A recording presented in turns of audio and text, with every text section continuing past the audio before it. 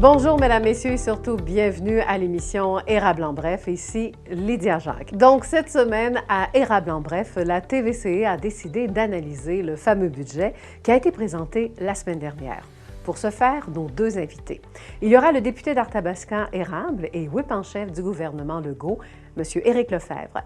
J'en ai profité aussi pour lui poser la fameuse question qui date depuis plusieurs années. Ce sera quand le fameux ajout législatif pour le titre du député d'ajouter érable à la toute fin de son titre, donc le nom érable. Il nous a donné quand même une très bonne réponse là-dessus, alors ce sera à suivre dans l'émission. Et en ce qui concerne le budget, il va nous parler des 6 priorités de son gouvernement. Commençons maintenant l'émission en compagnie de Mme André Germain, qui est directrice principale de la firme Raymond Chabot Grant Thornton. Donc, émission spéciale en ce qui concerne la présentation du budget qui s'est déroulée bien sûr la semaine dernière. Et question de comprendre plutôt que de parler en première entrevue, que ce soit à un député ou encore à des gens d'affaires ou de la Chambre de commerce, etc. Je me suis dit, cette année, on va l'interviewer une fiscaliste qui est Madame André Germain.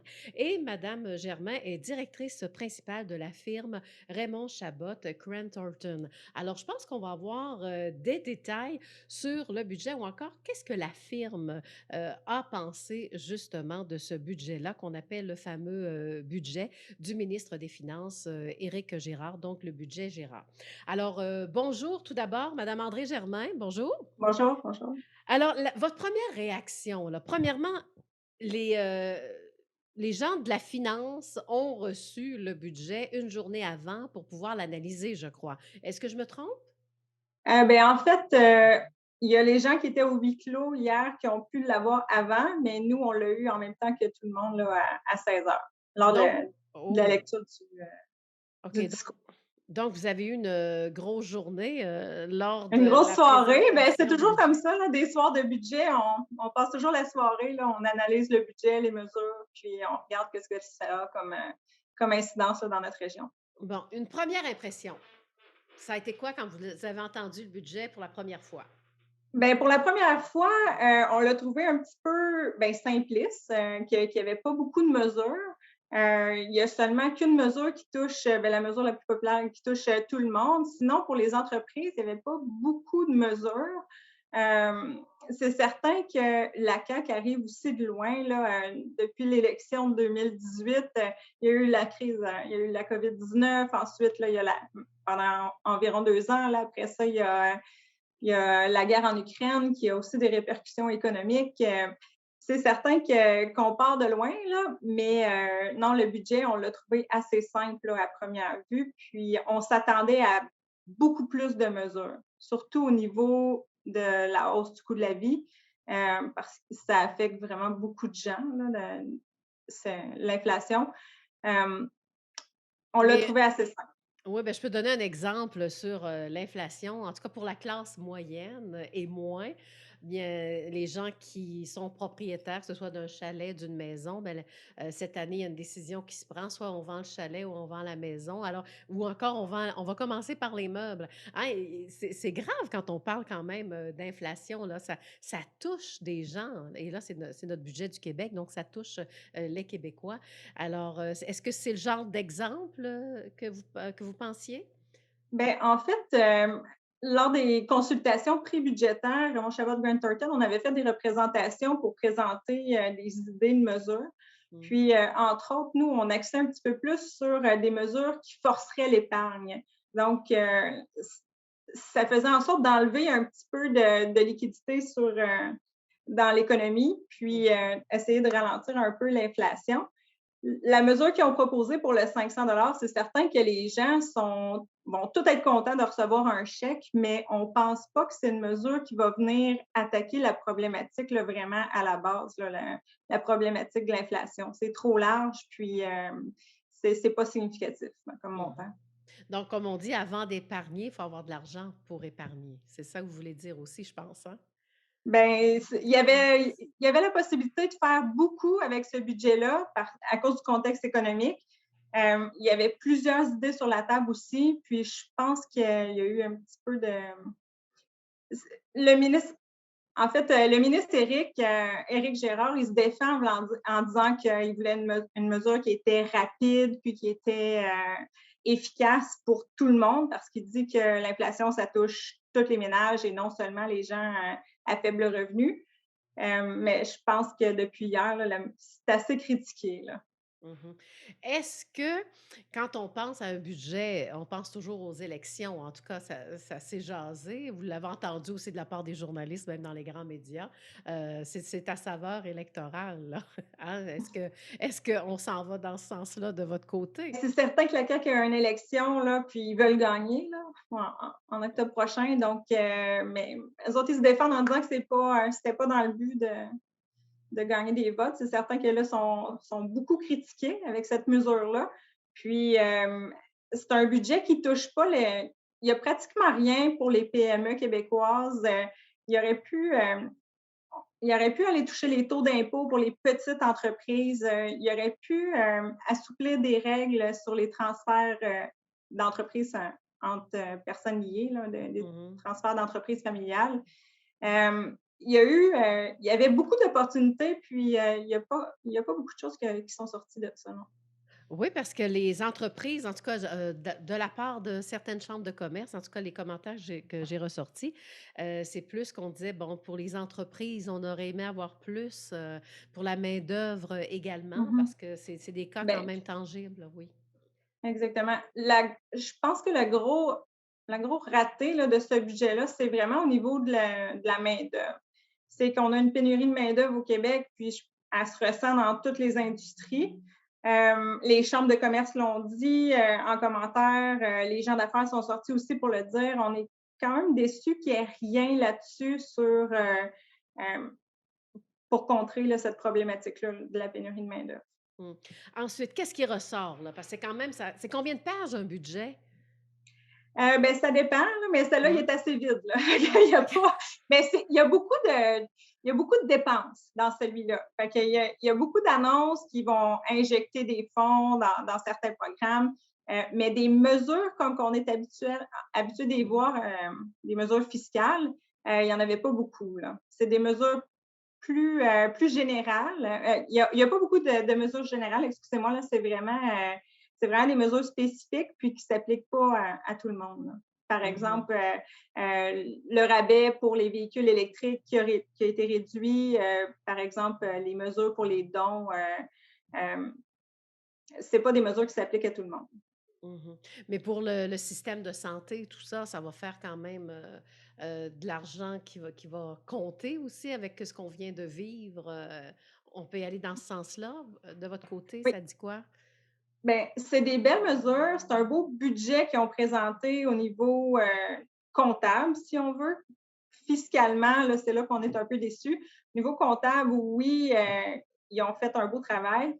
Ils ont prévu aussi une provision pour s'il y a une autre vague pour la COVID. Ils ont prévu aussi une provision pour Mmh. la guerre en Ukraine, les effets économiques là, que ça pourrait avoir sur notre économie. Donc, à ce niveau-là, je trouve qu'ils ont fait quand même un très bon travail. Puis, euh, avec le retour aussi à l'équilibre budgétaire là, qui est encore prévu là, pour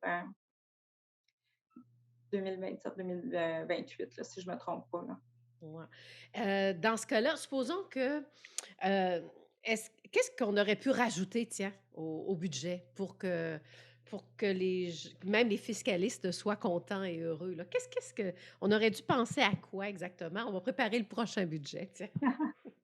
Mais comme je vous ai dit un peu plus tôt, on avait Ouais, vraiment soumis beaucoup d'idées dans le temps des consultations là, prébudgétaires. ouais. Euh, c'est sûr que moi, j'aurais voulu qu'on touche beaucoup plus les PME québécoises parce que je pense qu'ils l'ont eu difficile là, dans les 2 dernières années. Puis, des mesures sur la main-d'œuvre nécessairement, les taux d'impôt pour les PME, les très petites entreprises. J'aurais voulu aussi qu'on vise peut-être les tarifs d'hydroélectricité. Je pense qu'il y a beaucoup de gens qui sont déçus qu'il n'y ait rien non plus là-dessus. Mmh. Euh, c'est Oui. Ben, je vais donner un exemple, en tout cas, dans notre MRC, ça s'est passé, pour tout le Québec, parce que quand on redonnait, on aidait les PME. C'était des PME qui avaient quand même un historique. Pour ceux qui venaient à peine d'ouvrir, ils ont reçu absolument rien, là, pour les aider à continuer. Alors la plupart de ces entreprises-là qui commençaient ou en démarrage ont dû fermer. Ça fait beaucoup d'entreprises. J'ai pas fait le calcul, mais ça doit sûrement en faire plusieurs, là. Mais c'est sûr qu'il y a eu des beaux programmes qui ont été mis en place pour aider les entreprises, mais encore là, il fallait que les entreprises soient admissibles. Mmh.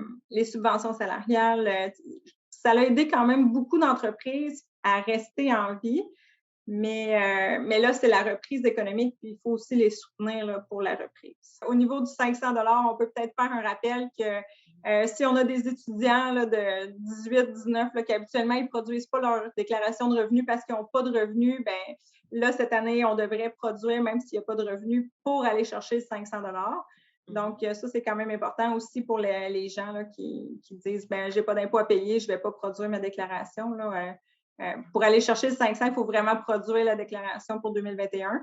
Mmh.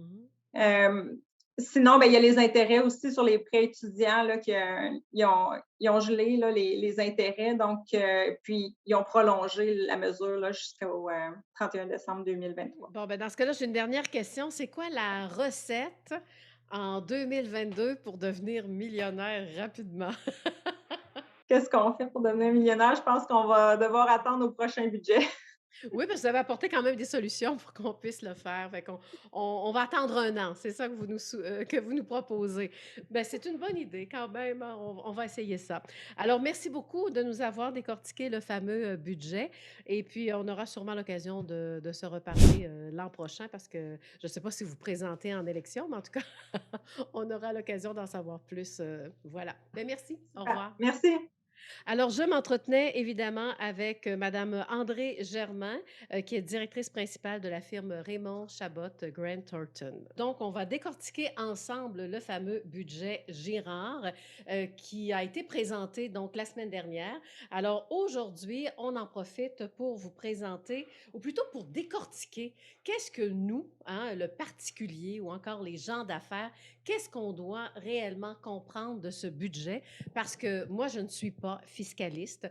Éric Lefebvre, le député, connaît quand même un peu son budget, hein, parce qu'en tant que politicien, il faut quand même décerner certaines enveloppes. Alors, Éric Lefebvre, bonjour. Bonjour Lydia. Éric Lefebvre, premièrement, je dis encore Arthabascan, député Arthabascan érable. C'est depuis qu'on se connaît, depuis que vous êtes au pouvoir, qu'on dit à quand le mot érable? Et je commence ainsi. Est-ce que ça coûte si cher que ça d'avoir le nom érable au bout de votre titre? Ben non, ça coûte pas cher. Puis j'ai déposé un projet de loi privé du député en Chambre. Le projet de loi a été déposé. Il y a différentes étapes là, pour pouvoir arriver à la fin à l'adoption d'un projet de loi et que c'est un projet de loi privé. Alors, je souhaite bien, là, j'ai parlé avec mon leader, Simon Jolin Barrette, là, qui s'occupe, lui, de faire avancer les projets de loi et je lui ai dit comment que ça me tenait à cœur. Alors, je voudrais bien que d'ici la fin des travaux parlementaires en juin, on puisse adopter le projet de loi. Voilà. Et après tout, il est question de territoire aussi, Éric Lefebvre, hein? Et Voilà. voilà. Bon, maintenant, le budget Girard a été présenté la semaine dernière. Vous avez entendu, bon, pendant une semaine, certains commentaires aussi. Mais la journée même où a été présenté le budget, ça a été quoi votre première réaction? Premièrement, est-ce que vous étiez au courant de ce qui allait être annoncé sur le budget? Ben, c'est-à-dire, c'est toujours confidentiel, mais j'ai le privilège d'être un des trois qui a la copie du discours du ministre lorsqu'on entre en chambre. Alors, j'ai eu le discours du ministre là, quelques minutes avant son discours. Et je dois vous avouer que je suis très, très fier de mon collègue Éric Girard, qui est un ministre des Finances exceptionnel, puis qui est un gestionnaire de haut niveau. C'est un privilège de l'avoir dans l'équipe là, du gouvernement Legault. Et les performances présentement là, de notre économie, malgré la pandémie, les finances du Québec se portent bien et c'est pour ça que ça nous permet d'aider justement là, les Québécois à passer justement, là, en tout cas, donner un petit coup de main au niveau de l'inflation qu'on connaît là, présent. Mais vous dites que le budget va quand même assez bien parce qu'il n'y a pas une enveloppe là, qu'on va remettre. On va en parler plus tard parce que je pense que vous avez des priorités à nous jaser avant, Éric, hein? Bien, il y a quand même, le budget était divisé, dans le fond, en 6 grands thèmes. Et un des thèmes, c'était justement de pouvoir aider les Québécois et Québécoises à affronter là, le coût de la vie. Alors, on a annoncé qu'on allait envoyer 500 $ par adulte qui gagne un revenu moins de 100 000 $ qui va être envoyé là, directement là, par Revenu Québec. Et on parle de 6,4 millions de Québécois et Québécoises qui vont recevoir un chèque. Alors, c'est quand même là, pratiquement l'ensemble des Québécois là, qui vont recevoir un chèque de 500 $ pour justement là, les aider justement au niveau de l'inflation qu'on connaît, là, autant que ce soit au niveau de la nourriture, l'essence, etc. Et je comprends très bien là, que ça ne règle pas tous les problèmes, mais c'est quand même là, un pas qu'on fait. Et cette mesure-là, là, on parle d'une mesure de 3,8 milliards de dollars là, qui est mise là-bas. Oui, parce que le coût de la vie, hein, tout le monde a entendu parler l'augmentation du prix du lait. Et, même vous, en tant que consommateur, vous aussi, vous faites l'épicerie, Éric Lefebvre, là. Vous êtes comme tout le monde. Absolument, absolument. Oui. Bon. Sauf que vous n'aurez pas le droit aux 500 $. Non, Moi, je vais y avoir droit. Mais c'est là, un 500 $ pas par année, là. non, c'est-à-dire, là, c'est de façon sporadique. C'est Sporadique. une fois ouais, qu'on envoie, là. Parfait. Donc, parfait. La deuxième priorité, ben, au moins, c'est un cadeau, ça se prend bien, 500 $ et voilà. Pour la deuxième priorité, ça serait quoi? Ben, je te dirais, Lydia, là, vraiment, c'est la santé, naturellement. Là, au cours des 2 dernières années avec la pandémie, on a découvert naturellement là, que le système de santé a été mis à mal et on se doit vraiment là, de travailler sur une réforme globale du réseau de la santé. Et le ministre Dubé là, va présenter là, mardi prochain, là, quand l'entrevue va être difficile. C'est peut-être même la journée où ce que la réforme de Christian Dubé va être présentée. Mmh. Alors, on parle de 5,2 milliards là, pour rétablir vraiment le système de santé et les services sociaux et 3,7 milliards pour rehausser les soins et les services à la population. Alors, c'est quand même beaucoup. Puis, Lydia, on entend souvent parler de soutien à domicile, de services à Mmh. domicile. Bien, c'est 785 millions qui sont mis là, pour le soutien à domicile. 183 millions pour les services médicaux de première ligne. 236 millions pour renforcer également les initiatives en santé mentale. Et ça, c'est excessivement important. On sait que la pandémie, ça a été très difficile pour les gens. Alors, le dossier de la santé mentale avec mon collègue Lionel Carman là, est vraiment là, une priorité pour le gouvernement de la CAQ. Et on veut naturellement là, offrir des services qui sont plus fluides, plus accessibles, plus humains et naturellement plus performants. Oui. Alors, j'ai bien hâte là, que mon collègue Christian Dubé puisse présenter ça à la population. Oui. Et je vais vous poser un petit peu des questions pour notre territoire à nous, bon, MRC de l'Érable et MRC d'Arthabasca. Quand on Oui. parle de s'occuper du système de santé, en tout cas pour les gens de la MRC de l'Érable, est-ce que ça veut dire que notre CLSC aura plus de services? Est-ce qu'il va se passer quelque chose? Est-ce que pour avoir plus de monde aussi qui rentre dans ce CLSC? Oui. Bien, au niveau du CLSC, bon, comme tu le sais, il y a un comité qui a été mis en place. Il y a un projet qui m'a été présenté et qu'on présente au CIUS MCQ, que j'ai présenté également à mon collègue Christian Dubé. Alors, c'est un dossier qui chemine. On veut justement là, offrir. Christian Dubé va le présenter dans son Mhm. programme, mais c'est quelque chose qui pourrait probablement là, être directement en ligne avec ce qu'on veut faire. Mais pour tout de suite, là, on est quand même à l'état embryonnaire, fait que je ne peux pas trop m'avancer de ce côté-là, mais j'accompagne là, les gens du comité là, euh, avec grand plaisir. Puis comme je vous dis, là, il s'est présenté au ministre et également, là, on a une présentation de prévue là, au CIUS-MCQ. Oui, parce que c'est ça, parce que tout ce que vous allez me dire, je le décortique un peu au niveau local là, pour voir c'est quoi Oui. l'avancement dans les différentes priorités. Alors, la troisième priorité, on va stimuler notre croissance économique, c'est ça? Ben, ah oui, on peut parler d'économie déjà. Écoutez, c'est un cheval de bataille important pour nous, la CAQ. On dit toujours qu'on veut réduire l'écart de richesse là, entre l'Ontario et le Québec. Et pour nous, ça passe directement par l'amélioration de la productivité et de l'économie. Et là, on parle de 2,2 milliards de dollars. On veut faciliter l'intégration de nos personnes immigrantes qui viennent en région nous supporter, alors qui stimule également l'économie directement et devenir, tantôt, on parlait du problème Oui, bien ça, je vous ai coupé là. d'emploi. Oui. Et c'est 290 millions là, qui vont être mis de ce côté-là. Qui dit également développement économique, il y a le développement économique touristique. Et ce qui est important dans l'économie des régions, on a plein de belles régions au Québec à découvrir.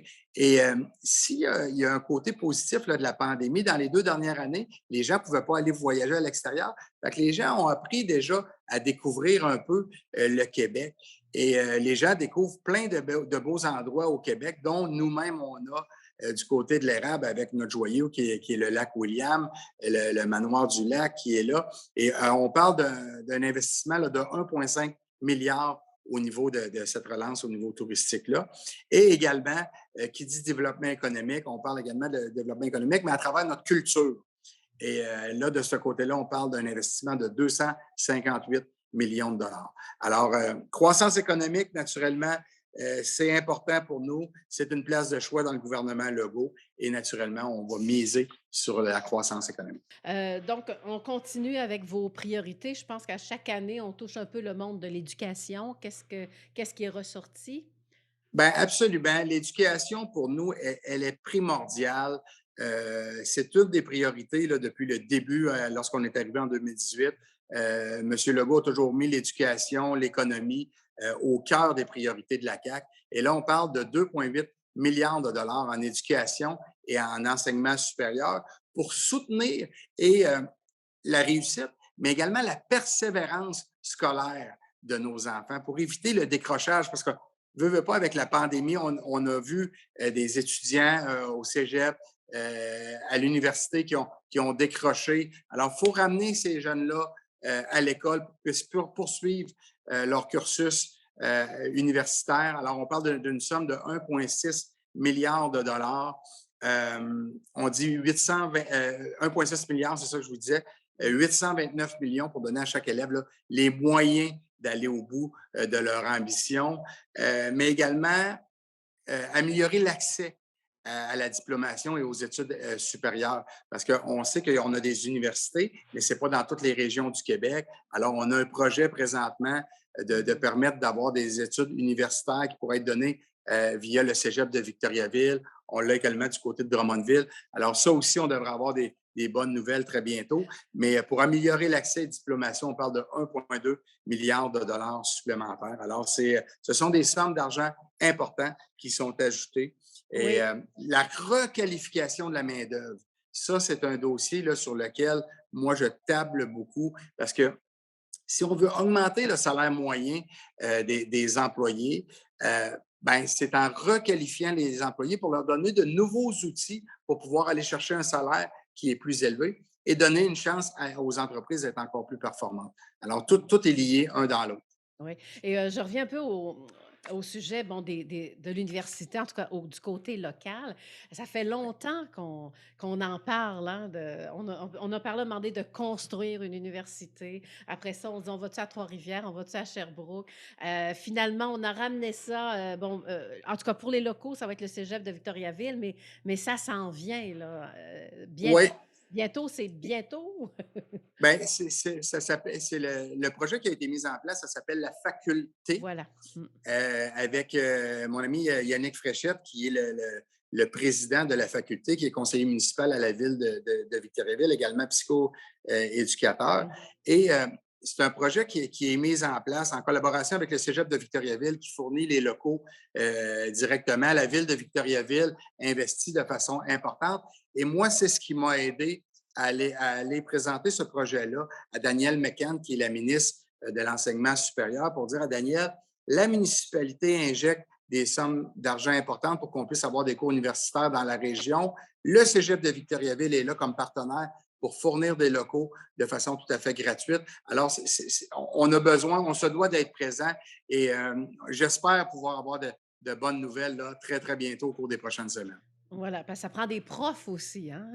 Oui, mais là, ce qui est intéressant, ce Oui. qu'on a découvert encore là, une fois avec la pandémie, c'est que c'est possible de le faire aussi à distance.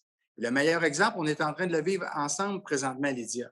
Tu sais, à l'époque, jamais que j'ai donné une entrevue comme ça à distance, mais maintenant, c'est une nouvelle réalité avec laquelle on apprend à travailler, qui permet d'éviter des déplacements. Et encore là, si on évite des déplacements, ben, on évite des risques d'accidents sur la route. On veut diminuer les gaz à effet de serre par les déplacements sur la route. Alors, s'il y a moins de déplacements sur la route, on diminue. Fait que, là, je suis rendu loin de J'a- l'enseignement, mais j'a- c'est tout des points positifs. J'allais dire, ça va coûter moins cher d'essence aussi. Ah, Absolument, absolument. Puis on voilà. sait, c'est un des défis que les gens ont présentement. Mhm. Alors, il ne reste que, bon, on n'a plus le temps, mais on va prendre le temps parce qu'il reste encore deux points importants, dont celui de l'environnement, Monsieur Lefebvre. Oui, bien, l'environnement, vous le savez, Victoriaville est la grande région, on se dit le berceau du développement durable. Alors, naturellement, moi, quand on parle d'environnement, pour moi, c'est des mesures qui sont importantes. On parle d'1 milliard de montants additionnels pour notre plan en économie verte, le PEV qu'on appelle 2030. Alors, sur 5 ans, c'est 7,6 milliards qui vont être investis pour lutter contre les changements climatiques. Alors, ce sont des sommes d'argent qui sont colossales et notre objectif, c'est de réduire les gaz à effet de serre de 37,5 d'ici 2030.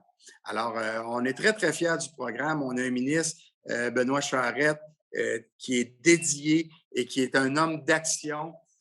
Et quand on parle de l'érable, on a Machinex qui travaille très, très fort avec son réseau au niveau de la récupération, qui a fait présentement le plus gros centre de récupération au monde, un contrat de près de 50 millions pour Machinex. Et présentement, Machinex travaille sur des beaux dossiers, puis on aura encore probablement de très belles annonces en lien avec l'environnement, en lien avec l'économie, directement à Plessisville avec Merci Machinex. beaucoup, Éric Lefebvre, et je vous souhaite une belle semaine. Au revoir.